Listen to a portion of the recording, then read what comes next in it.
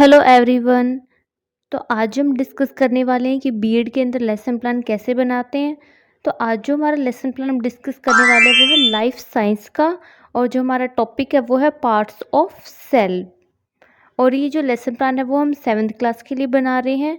तो lesson plan बनाने से पहले, जैसे कि आपको मैंने पहले भी बताया है, कि हमें सबसे पहले कुछ जनरल इन्फॉर्मेशन लिखनी होती है। जैसे कि फर्स्ट लेसन प्लान नंबर, उसके बाद आपको लिखनी है डेट, उसके बाद पीपल टीचर्स नेम, उसके बाद आपको लिखना है क्लास, कि आप कौन सी क्लास के लिए लेसन प्लान बना रहे हैं। उसके बाद सब्जेक्ट, आप जिस भी सब्जेक्ट का लेसन प्लान बना रहे हैं वो आप यहाँ पर लिख देंगे। उसके बाद आपको लिखनी है ड्यूरेशन, जो हमारी होती है 35 मिनट। उसके बाद रोल नंबर, यहाँ पर आपको अपना खुद का रोल नंबर लिखना है। उसके बाद एवरेज एज ऑफ प्यूपिल्स, यहाँ पर आपको अपने क्लास के स्टूडेंट्स की एवरेज एज लिखनी है। अगर आप 7th क्लास का लेसन प्लान बना रहे हैं तो आप 7th क्लास के स्टूडेंट की एवरेज एज लिख देंगे। और अगर आप 8th क्लास के लिए लेसन प्लान बना रहे हैं तो आप 8th क्लास के स्टूडेंट्स की एवरेज एज लिख देंगे। उसके बाद हमें लिखना होता है टॉपिक, जो है हमारा पार्ट्स ऑफ सेल। ये सबसे पहले लिखनी होती है अनुदेशनात्मक सामग्री।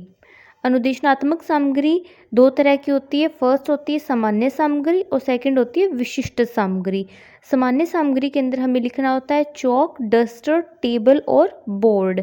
और विशिष्ट सामग्री के अंदर अगर आप कोई चार्ट प्रिपेयर करके लेकर गए हैं उस टॉपिक से रिलेटेड तो आप चार्ट लिख देंगे, और अगर आपने कोई पीपीटी बनाई है या फिर मॉडल बनाया तो वो सब आप विशिष्ट सामग्री के अंदर लिख देंगे। उसके बाद हमें लिखने होते हैं शैक्षिक उद्देश्य। शैक्षिक उद्देश्य क्या होता है कि उस टॉपिक से जो क्या टीचर स्टूडेंट को क्या चीज़ सिखाना चाह रहा है, और उस टॉपिक को पढ़ाने के बाद स्टूडेंट क्या चीज़ सीखेंगे, वो क्या होते हैं, हमारे शैक्षिक उद्देश्य होते हैं। तो शैक्षिक उद्देश्य को हम काफ़ी अलग कैटेगरीज के अंदर डिवाइड करते हैं। जैसे कि फर्स्ट होता है ज्ञान संबंधी उद्देश्य, कि उस टॉपिक को पढ़ने के बाद स्टूडेंट को किस चीज़ का ज्ञान होगा। तो हमारा टॉपिक है पार्ट्स ऑफ सेल, तो इसको पढ़ने के बाद स्टूडेंट को क्या है, सेल के बारे में ज्ञान मिलेगा। फिर सेकंड है समझ, कि उनमें किस चीज़ की समझ विकसित होगी। थर्ड है प्रयोग, कि वो इसका किस तरह से प्रयोग कर सकेंगे। फिर फोर्थ है कौशल, कि उनमें किस तरह के कौशल का विकास होगा। तो इस तरह से आपको शैक्षिक उद्देश्य लिखने हैं।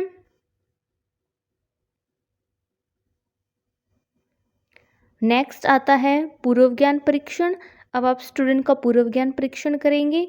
इसके लिए आप स्टूडेंट से क्वेश्चंस पूछेंगे। तो इस तरह से आप उनसे क्वेश्चन पूछ सकते हैं। और अगर अभी तक आपने वीडियो को लाइक और चैनल को सब्सक्राइब नहीं किया है तो आप वीडियो को लाइक और चैनल को सब्सक्राइब कर दें। अब नेक्स्ट आता है उपविषय। अब जो क्या है, आप स्टूडेंट को बताएंगे कि आज हम कौन सा टॉपिक पढ़ने वाले हैं। तो आप उपविषय की घोषणा करते हुए कहेंगे कि आज हम सेल और इसके पार्ट्स के बारे में पढ़ेंगे। फिर आता है प्रस्तुतिकरण। अब आप अपना जो लेसन प्लान है उसको डिटेल में एक्सप्लेन करेंगे। इसके लिए आप 4 कॉलम्स बना लेंगे।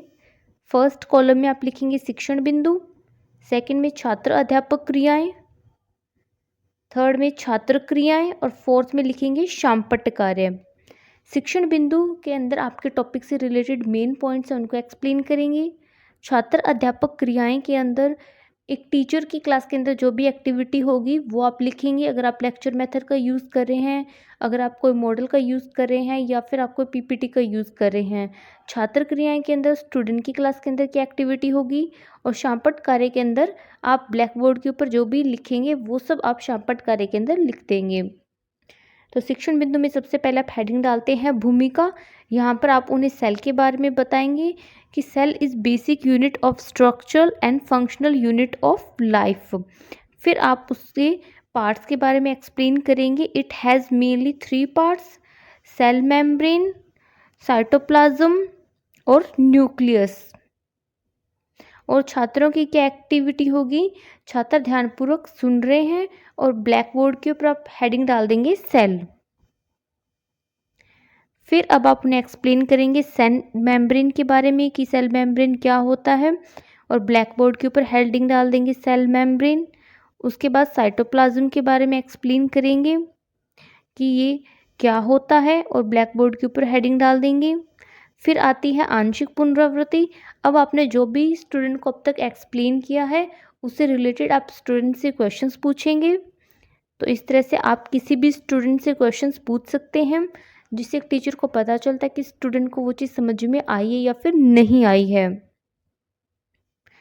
तो उनसे क्वेश्चन पूछने के बाद अब फिर से अपना आगे जो लेसन है वो कंटिन्यू करेंगे। अब हम उन्हें न्यूक्लियस के बारे में बताएंगे कि न्यूक्लियस क्या होता है और छात्रों की क्या क्रियाएं होगी। छात्र अपनी कॉपी में नोट करते हैं और ब्लैक बोर्ड के ऊपर हेडिंग डाल देंगे न्यूक्लियस।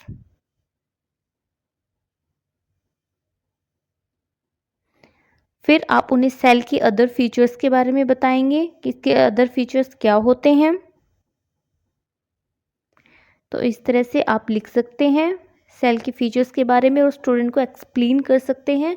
कोई भी टॉपिक करवाने से पहले आप उसको पहले अच्छे से प्रिपेयर करके जाएंगे, उसके बाद ही आप उसको क्लास में स्टूडेंट को करवाएंगे। फिर आता है सामान्यीकरण। टीचर कहता है कि बच्चों आज हमने सेल और उसके पार्ट्स के बारे में विस्तार से अध्ययन किया। यहाँ पर आप जो इस टॉपिक से रिलेटेड इम्पोर्टेंट पॉइंट्स हैं उनको फिर से एक्सप्लेन कर सकते हैं। यहाँ पे ज़्यादा डिटेल में एक्सप्लेन नहीं करना है, बस एक बेसिक आपको एक्सप्लेन करना है। उसके बाद आती है अंतिम पुनरावृत्ति।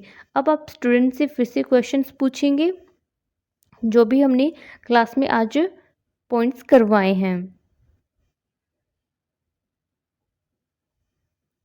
फिर आता है होमवर्क। अब आप स्टूडेंट को होमवर्क देंगे।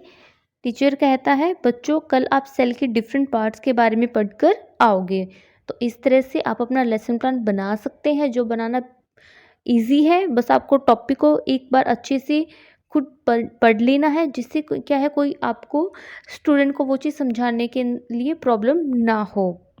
और अगर वीडियो इन्फॉर्मेटिव लगी है तो वीडियो को लाइक और चैनल को सब्सक्राइब करें।